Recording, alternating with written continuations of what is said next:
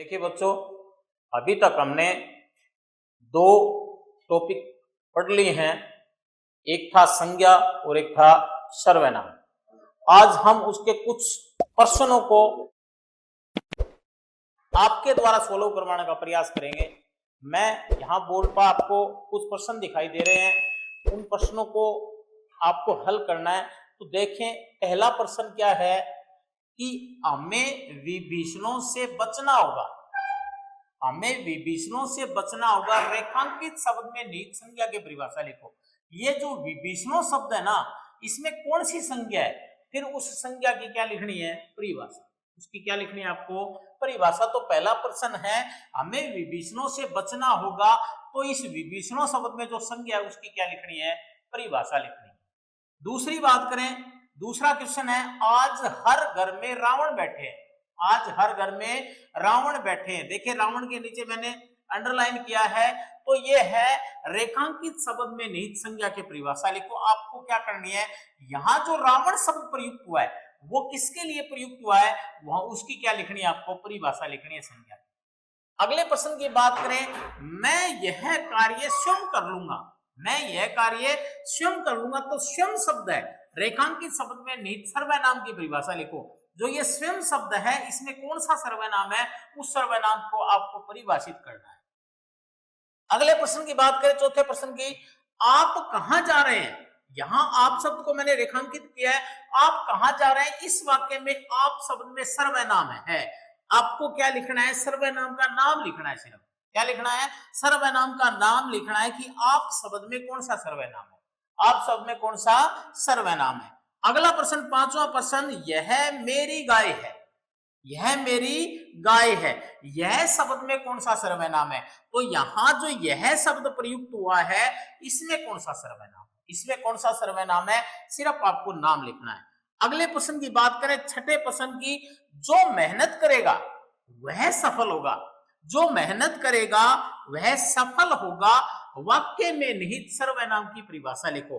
तो यहां दो सर्वनाम शब्द आए हैं, जो और वह। जो और वह, तो आपको क्या करना है, इनमें सर्वनाम कौन सा है दोनों में, उसकी क्या लिखनी है, परिभाषा लिखनी है।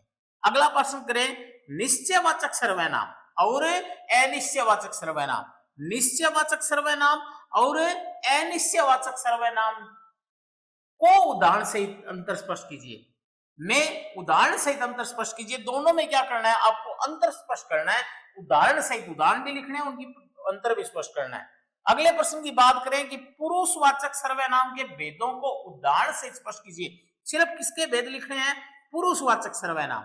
और अब पुरुषवाचक सर्वनाम के भेद कितने होते हैं, उनकी परिभाषा लिखनी है। उनकी क्या करना है, आपको परिभाषा लिखनी है। अगले प्रश्न की बात करें, जातिवाचक संज्ञा को कितने उपभेदों में बांटा गया, नाम लिखकर परिभाषित कीजिए। आपको क्या करना है, जातिवाचक संज्ञा के उपभेद कितने होते हैं, कितने उपभेद होते हैं, उनका नाम लिखना है। और नाम लिखने के क्या करना है, उसको परिभाषित करना है।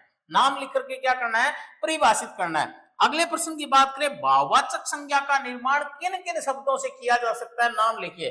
अब भाववाचक संज्ञा हमने पढ़ी थी, भाववाचक संज्ञा का निर्माण किन किन से किया जा सकता है, उनके क्या लिखना है, आपको सिर्फ और सिर्फ नाम लिखने हैं। क्या करने हैं, नाम लिखने हैं। यदि आप उदाहरण भी लिख सकते हैं तो उदाहरण भी लिखने का प्रयास करना। प्रत्येक जो नाम लिखे आपके, उसको दो दो उदाहरण लिखने का प्रयास करना। किसका निर्माण करना अपने को, भाववाचक संज्ञा का निर्माण किन किन से किया जाता है, किन किन शब्दों से, उनको क्या करना है, नाम लिख करके, नाम लिख करके उसके उदाहरण आप लिख सकते हो, तो उदाहरण भी लिखना है।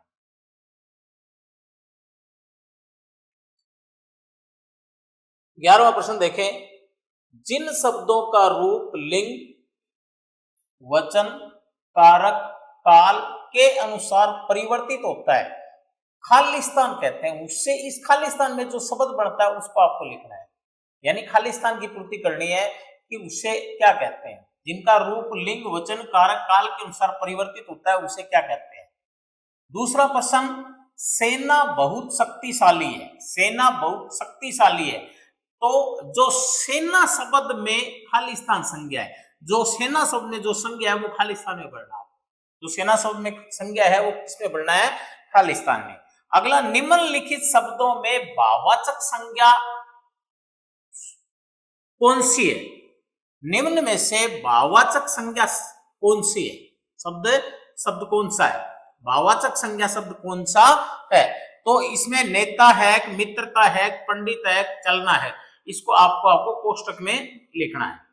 अगला विशेषण से भाववाचक संज्ञा बनने वाला शब्द है।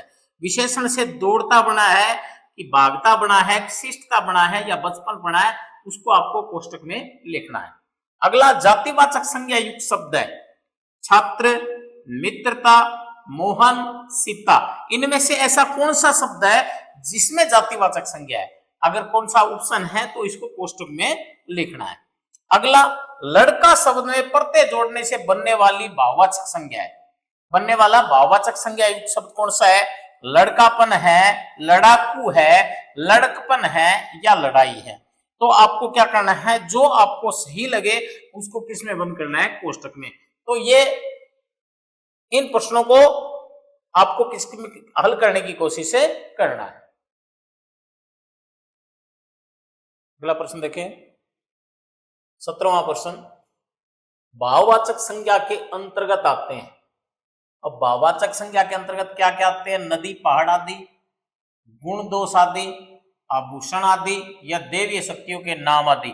इसमें से जो भाववाचक संज्ञा के अंतर्गत आते हैं, जो सही लगे उसको क्या करना है? आपको यहाँ कोष्टक में लिखना है। जो इसमें से सही है उसको कहाँ लिखना है? छांट करके कोष्टक में लिखना है। अगला प्रश्न है 18वां। निम्नलिखित में से भाववाचक संज्ञा छांटकर परिभाषा लिखो। इनमें से लड़का है, पहाड़ है, चतुरता है, वीर है। इनमें से जो भाववाचक संज्ञा है, जो भाववाचक संज्ञा है उसको छांटकर उसकी क्या लिखनी है? परिभाषा लिखनी है। एक है तो एक लिख देना, दो है तो दो लिख देना। अगला, इसमें से जातिवाचक संज्ञा से बनी भाववाचक संज्ञा कौन सी है? जातिवाचक संज्ञा से सुंदर है, नम्रता है, दल है, ममता है। इसमें से जो जातिवाचक संज्ञा से बनी भाववाचक संज्ञा है, जो आपको सही लगे उसको कोष्टक में लिखना है। अगले प्रश्न की 20वें प्रश्न की बात करें, इसमें से कौन से शब्द में जातिवाचक संज्ञा से बनी भाववाचक संज्ञा नहीं है? ममत्व नहीं है, बचपन नहीं है, लड़कपन नहीं है, क्या कोई भी नहीं है? यदि इसमें से आपको जो ऑप्शन सही लगे उसको किसमें बंद करना है? कोष्टक में बंद करना है। इस प्रकार बच्चों अपने संज्ञा और सर्वनाम के कुल हमने 20 प्रश्न को हल करने का प्रयास आपके द्वारा करना है और इसको अच्छी से पढ़ के आपको इनके प्रश्न लिखना है। धन्यवाद।